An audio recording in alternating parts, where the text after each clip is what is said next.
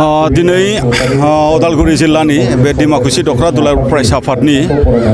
थान्दै जखनथाइजों लोब्बा लाखिनानै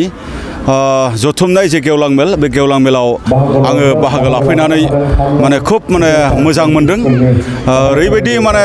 बाहागो लानाय माने आनएक्सपेक्टेड माने आइजोफोरनि फरायसाफोरनि दिथागिरिफोरनि रायजो राजा दल आफादफोरनि बाहागो लानाय थारैनो जे माने जे सांग्राङै जे डिमाकुसि ओनसोलखौ माने सोलोंथाइ बिथिङै रांखान्थि बिथिङै बा समाज बिथिङै माने दैदेनलांनो थाखाय जोंनि मानगोनां रायजो राजा बिमा बिफा बिथांमोना माने गोसो दं बेखौ दिनै बिथांमोना फोरमान होदों आरो बेबायदिनो फैबाय थानाय समाव जोङो बर' हारिखौ गेरेमसा हारि दाफुंनांगौनि थाखाय बेवहाय दुलाराय बर' फरायसा आफादनि माखासे लाखानाय थांखि आरो बिथांखि जोंनि बड'फा मिशन फर सास्टेनेबल साइन्सनि हाबाफारि बा जोंनि आदब आरो माने गुन गोनां सोलोंथाइनि हाबाफारिफोरनि सायाव गेबें आरो गुवारै बेवहाय सावरायनाय जादों फोरमायनाय जादों आरो फारसेथिं माने बिटिआर गोरोबथा मावफुंनायनि बेलायाव बबे दफाफोरा दासिम मावफुंजाखो बबे दफाफोरखौ लानानै जोङो दिनै मावफुंनो नाजाबाय थादों बेखिनि माखासे डेभेलपमेन्ट बा बेखिनि माखासे इनफरमेसनफोरखौ दिनै रायजो राजाफोरजों सावरायलायनो आरो शेयार खालामलायनो मोननानै जोबोद माने गोजोननाय मोनदों। फैबाय थानाय समाव नंगौ जे जोंनि गामिनि समाज आरो गामिनि बर' हारिनि आफादफोर बा जोंनि अनुस्थान प्रतिष्ठानफोर बा जोंनि फोरोंगुरु बा फरायसाफोरा सांग्राङै जोंनि समाजखौ गुन गोनाङै लानानै थांनांगोन नङाब्ला जे जोंनि हारिखौ जोङो दानो साननाय बियो माब्लाबाबो जानाय नङा। दिनै जोंनि सोलोंथाइ होनोबा उन्दै बैसोआव हाबा जानाय निसा बेसाद बाहायनाय बायदि मैया जेंनानि थाखाय दिनै माने मालाबा स्पिड ब्रेकार हिसाबै गसंथाबाय थानाय जेंनाफोरखौ जोङो मोनबाय थादों बेफोरखौ जोङो दिनै गैया खालामनांगोन आरो न'खरनि रांखान्थि आरो हारिनि रांखान्थि जौगाहोनांगौ जुदि जायोब्ला जोंनि हाबा हारिमु बेखौ जोङो दिनै माने लाबोफिननांगोन आरो जे जोंनि आबाद जे न'खराव जानो थाखाय खालामो बेखौ माने फालांगि महराव जों बोरै महर होनो बे बाथ्राफोरखौ जोङो दिनै साननांगोन आरो जे जोंनि दिनै माखासे फरायनाय जोबनाय जे जोंनि फरायसाफोर जा लाइमोनफोर बिथांमोनखौ जोङो बोरै स्किल खालामनो हायो बोरै एन्टारप्रेनर माने खालामनो हायो बेखिनि बाथ्राफोरखौ जोङो दिनै सांग्रां जानांगोन आरो आइजो रांखान्थिखौ जोङो बोरै दावगाहोनो बे बाथ्राफोरखौ दिनै सावरायनाय जादों बेखिनि बाथ्राजों आरो फिनै मोजांथार मोनसे हाबाफारिखौ खुंनायनि थाखाय आङो गोजोनदों बेनि थाखाय डिमाकुसि दखरा आफाद आरो बानजाय आफादनि दैदेनगिरि बिथांमोननिसिम आं साबायखर बावदों गोजोनथों। गोरोबथानि दफाफोरनि सायाव रायजोफ्रा दासिमबो सांग्रां नङा बेनि सायाव मा बुङो? गोरोबथानि दफाफोरनि सायाव माने सांग्रां नंजोबैनि माने खार'ना रायजो राजाफोरनि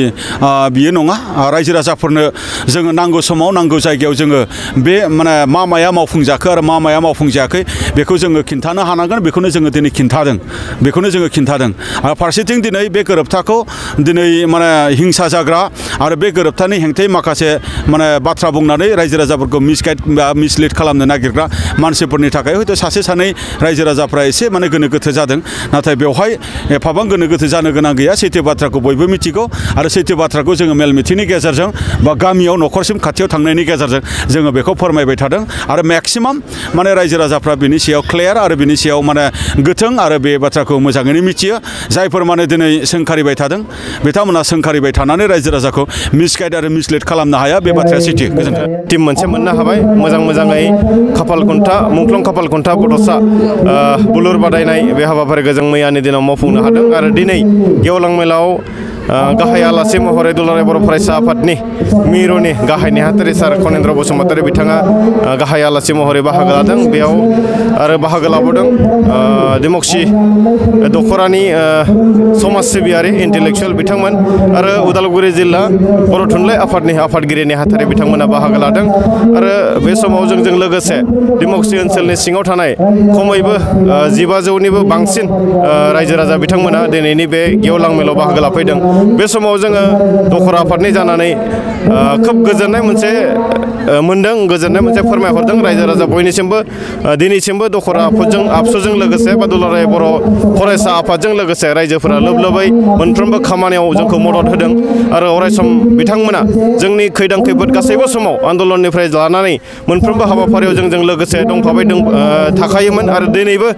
मोनसे जों प्रमान मोनफिनदों जे रायजो राजा बिथांमोना दाबो बर' फरायसा आफादखौ फोथायो बर' फरायसा आफादनि मोनफ्रोमबो हाबाफारियाव बिथांमोना गोसो खुसियै बाहागो लायो जों बिनि थाखाय दखरानि जानानै रायजो राजा साफ्रोमनिसिमबो साबायखर जासिदों इन्टेलेक्चुवेल साफ्रोमनिसिमबो साबायखर जासिदों जे फैबाय थानाय समाव इयुन जोलैनि मोजांनि थाखाय हारिनि मोजां खामानि मावनांगौनि थाखाय जों जिहेतु